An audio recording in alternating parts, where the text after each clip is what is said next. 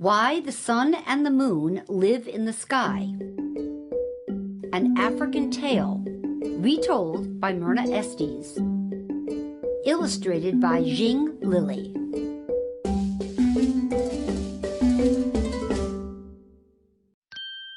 A long time ago, the sun and the water were good friends.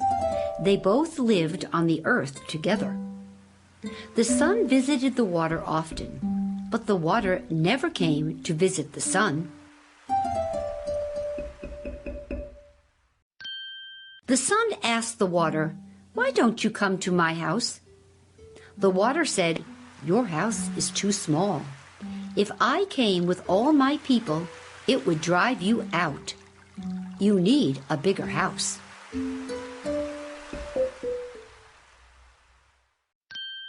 The sun promised the water that he would make his house bigger.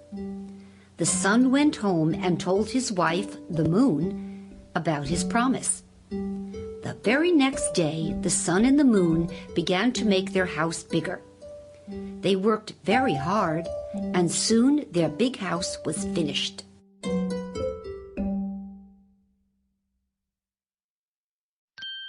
The sun asked the water and all his people to come for a visit.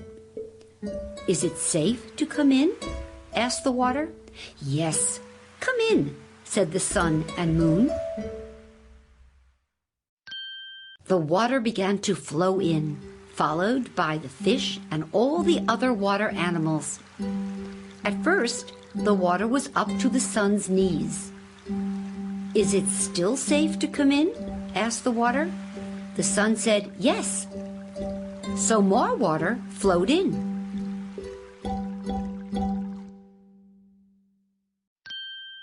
Now the water was up to the sun's neck. "Is it still safe to come in?" asked the water. Not knowing any better, the sun and the moon said, "Yes." So more and more water flowed in.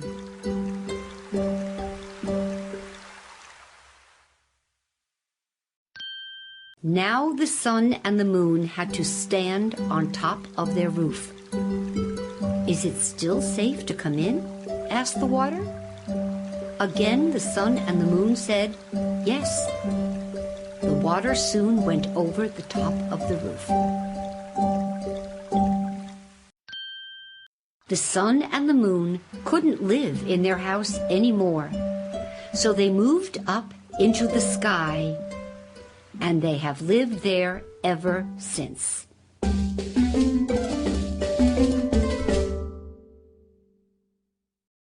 The end.